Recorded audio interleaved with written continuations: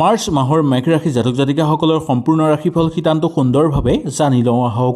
1 মাৰ্চৰ পৰা 31 মাৰ্চলৈকে আপোনালোকৰ দিন কেনেধৰণে পাৰ হ'ব, কি সুযোগ সুবিধা আপোনালোকে লাভ কৰিব পাৰিব। সলনি হ'ব এই মাহত আপোনালোকৰ ভাগ্য। কৰ্মক্ষেত্ৰত পাব আপোনালোকে দুটা নতুন সুযোগ। আহক বেছি দেৰি নকৰি সুন্দৰভাৱে জানি লওঁ। যদি ভিডিঅ'টো ভাল লাগে লাইক এটা কৰি আমাৰ মনোবল বঢ়াব আৰু আপোনালোকৰ বন্ধুবৰ্গৰ লগত শ্বেয়াৰ কৰি তেওঁলোককো উপকৃত কৰিব। মেঘ ৰাশি জাতক জাতিকাসকলৰ মাৰ্চ মাহটো কেনেকুৱা যাব? চাকৰি, ব্যৱসায়, ধন, প্ৰেম, স্বাস্থ্য আৰু ভাগ্য এই মাহত কেনেকুৱা হ'ব? এই মাহত আপোনালোকৰ জীৱনত কি পৰিৱৰ্তন আহিব আৰু কেনেকৈ কি কৰিলে কি উপায় আপোনালোকে অৱলম্বন কৰিব পাৰিব?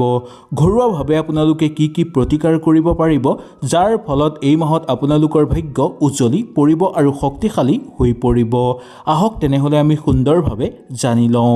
সামগ্ৰিকভাৱে ক'বলৈ হ'লে মেঘ ৰাশি জাতক জাতিকাসকলৰ মাৰ্চ মাহটো আপোনালোকৰ কাৰণে অত্যন্ত শুভ আৰু ফলদায়ক বুলি ক'ব পৰা যায়। নতুন আৰম্ভণি হ'ব, ডাঙৰ সিদ্ধান্ত আপোনালোকৰ মাহ হৈ পৰিব এই মাহটো। এই মাহৰ সময়খিনি আপোনালোকৰ আত্মবিশ্বাস বৃদ্ধি পাবলৈ ধৰিব, সাহস বৃদ্ধি পাবলৈ ধৰিব। আগন্তুক ক্ষেত্ৰত কামত আগ্ৰহ আপোনালোকৰ দেখিবলৈ পাব আৰু স্বাভাৱিকভাৱে আপোনালোকৰ সমৃদ্ধি বৃদ্ধি পাবলৈ ধৰিব। কি কাম আগতেই আপোনালোকে যদি ৰৈ আছিল সেই কাম আপোনালোকৰ এই মাহত হৈ পৰিবলৈ ধৰিব। যি সিদ্ধান্ত ল'বলৈ আপোনালোকে ভয় খাই আছিল এই মাহত আপোনালোকে আকৌ সেই সিদ্ধান্ত সুন্দৰভাৱে ল'ব পাৰিব। কিন্তু এটা কথাৰ প্ৰতি মনত ৰাখিব লাগিব যে খং আৰু ত্ৰাস ভাৱ আপোনালোকে এৰি এই মাহত চলিব লাগিব। এই মাহৰ আপোনালোকৰ আটাইতকৈ ডাঙৰ শত্ৰু হৈছে খং আৰু ত্ৰাস। ধৈৰ্য ধৰি ৰাখিব। এই মাহৰ আপোনালোকৰ জীৱনৰ সকলো মনৰ আশা পূৰ্ণ হৈ পৰিব। জীৱনত চলি থকা সকলো সমস্যা সমাপ্ত হৈ পৰিবলৈ ধৰিব। এই মাৰ্চ মাহত মেঘ ৰাশি জাতক জাতিকাসকলৰ চাকৰি আৰু ব্যৱসায়িক ক্ষেত্ৰত কেনেকুৱা হ'ব এতিয়া আমি জানি লওঁ আহক। চাকৰি কৰি থকা লোকসকলৰ কাৰণে এই মাহটো যথেষ্ট শুভ বুলি ক'ব পৰা যায়। অফিচৰ কৰ্মৰ লগত জড়িত লোকসকলৰ কাৰণে প্ৰশংসা বৃদ্ধি পাবলৈ ধৰিব। কৰ্মক্ষেত্ৰত নতুন দায়িত্ব আহিব যদিও কিছুমান ক্ষেত্ৰত আপোনালোকৰ অনুকূল প্ৰভাৱ থাকিব। পদোন্নতিৰ পূৰ্ণ সম্ভাৱনা আপোনালোকে দেখিবলৈ পাব। যিসকলে নতুন চাকৰিৰ কাৰণে প্ৰচেষ্টা চলাই আছে তেওঁলোকৰ কাৰণে মাৰ্চ মাহৰ দ্বিতীয় ভাগত এটা ভাল খবৰ পোৱাৰ প্ৰবল সম্ভাৱনা আছে। ব্যৱসায়িক বাণিজ্যৰ লগত জড়িত লোকসকলৰ কাৰণে এই মাহটো নতুন চুক্তিৰ স্বাক্ষৰ হ'ব পাৰে। নতুন গ্ৰাহক আপোনালোকে লাভ কৰিব পাৰিব। লাভজনক আপোনালোকে ডিল কৰি ভাল ফল অৰ্জন কৰিব পাৰিব। কিন্তু অংশীদাৰী ব্যৱসায় কৰা লোকসকলৰ কাৰণে কিছুমান ক্ষেত্ৰত অকণমান সাৱধানতা অৱলম্বন কৰিব। কাগজ পত্ৰ কথা বতৰাৰ ক্ষেত্ৰত খুব সাৱধানতা অৱলম্বন কৰিহে আপোনালোকে স্বাক্ষৰ কৰিব বা কথা বতৰা আলোচনা কৰিব, তেতিয়াহে আপোনালোকৰ মংগল হ'ব। এই মাহত আপোনালোকৰ 6 তাৰিখ, 12 তাৰিখ, 18 তাৰিখ আৰু 25 তাৰিখটো বিশেষভাৱে শুভ বুলি মনা গৈছে। এইকেইটা তাৰিখত যদি কিবা শুভ কাম কৰে বা কিবা শুভ মাংগলিক অনুষ্ঠান কৰে নাইবা কিবা কৰ্ম আৰম্ভ কৰে বা কিবা পৰীক্ষাৰ কাৰণে যদি আবেদন কৰে তেনেহ'লে আপোনালোকৰ অনুকূল প্ৰভাৱ হ'ব আৰু ইয়াৰ পৰা আপোনালোকে নিশ্চিতভাৱে ভাল ফল অৰ্জন কৰিব পাৰিব। ধন সম্পত্তিৰ ক্ষেত্ৰত মেঘ ৰাশি জাতক জাতিকাসকলৰ মাৰ্চ মাহটো আপোনালোকৰ কাৰণে উন্নত ফল দেখিবলৈ পোৱা যাব। আয় মাত্ৰা বৃদ্ধি পাবলৈ ধৰিব। পুৰণি বাকী থকা ধন ঘূৰাই পাবলৈ আপোনালোকে সক্ষম হ'ব। কিন্তু মাৰ্চ মাহৰ মাজভাগত আপোনালোকৰ অবান্তিক খৰচৰ মাত্ৰা বৃদ্ধি পাবলৈ ধৰিব পাৰে বা হঠাৎ খৰচ বৃদ্ধি পাব পাৰে। এই সময়খিনি আপোনালোকে আৱেগিক হৈ কেতিয়াও কোনো চিন্তা নকৰিব। নিজৰ মন মগজুদি ভালকৈ ভবা গুণা কৰিব, তাৰপিছতহে আপোনালোকে চিন্তা কৰিব আৰু ধন যাতে অবাবত খৰচ নহয় তাৰ প্ৰতি লক্ষ্য ৰাখিব। এই সময়ত আৱেগত পৰি কোনো ডাঙৰ সিদ্ধান্ত নল'ব বা ডাঙৰ খৰচ আপোনালোকে নকৰিব। মাটি বাৰী, বাহন বা ঘৰ কিনাৰ আগতেই ভালদৰে আপোনালোকে চিন্তা চৰ্চা কৰিব লাগিব।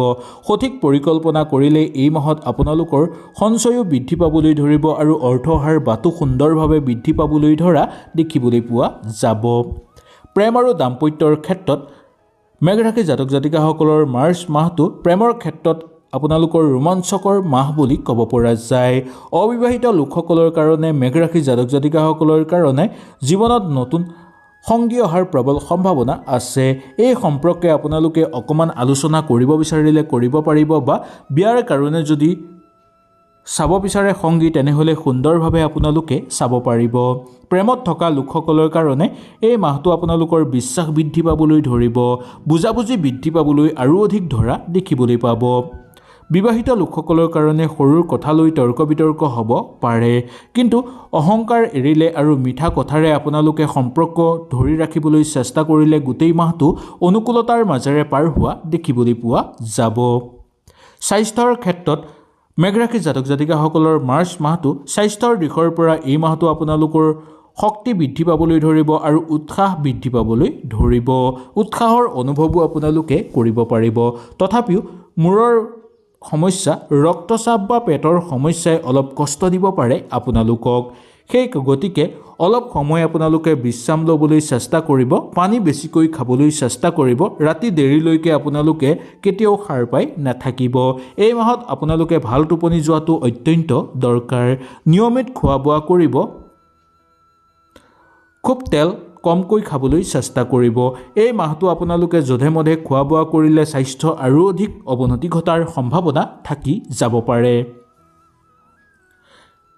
শিক্ষা আৰু ছাত্ৰ ছাত্ৰীৰ জীৱনৰ কথা ক'বলৈ হ'লে মেঘ ৰাশিৰ জাতক জাতিকাসকলৰ মাৰ্চ মাহটো আপোনালোকৰ কাৰণে শুভ হিচাপে পাৰ হ'ব। পঢ়া শুনাৰ ক্ষেত্ৰত আপোনালোকৰ পঢ়া শুনাৰ মন বহিবলৈ ধৰিব। প্ৰতিযোগিতামূলক পৰীক্ষাৰ লগত জড়িত লোকসকলৰ কাৰণে সফলতাৰ বাট মুকলি হৈ পৰিব।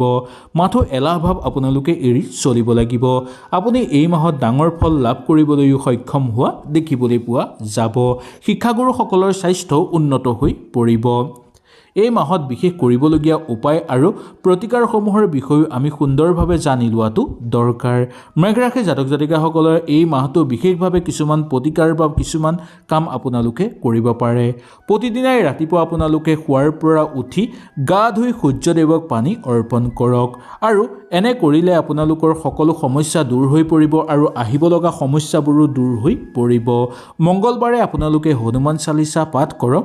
ৰঙা ফল বা ৰঙা বস্তু আপোনালোকে এই মাহত দান কৰক। এনে কৰিলে ধন আৰু সৌভাগ্যতা আপোনালোকৰ বৃদ্ধি পাবলৈ ধৰিব। মুঠতে মাৰ্চ মাহটো মেঘ ৰাশিৰ জাতক জাতিকাসকলৰ কাৰণে সফলতা আগবঢ়া আৰু নতুন সুযোগ লৈ আহিব। হয়তো এই ভিডিঅ'টোৰ যোগেদি আপোনালোকে সুন্দৰভাৱে হয়তো বুজি পালে। যদি ভিডিঅ'টো কিবা অসুবিধা পালে নিশ্চয় মোক তলত কমেণ্ট কৰি জনাব। যদি ভিডিঅ'টো ভাল লাগিল লাইক এটা কৰি আমাৰ মনোবল বঢ়াব আৰু আপোনালোকৰ বন্ধুবৰ্গৰ লগত শ্বেয়াৰ কৰি তেওঁলোককো উপকৃত কৰিব। তেনেহ'লে আজিলৈ আপোনালোকৰ ওচৰৰ পৰা বিদায় লৈছোঁ। কালিলৈ পুনৰ আপোনালোকক লগ পোৱাৰ প্ৰতিশ্ৰুতিৰে জয় শ্ৰীৰাম।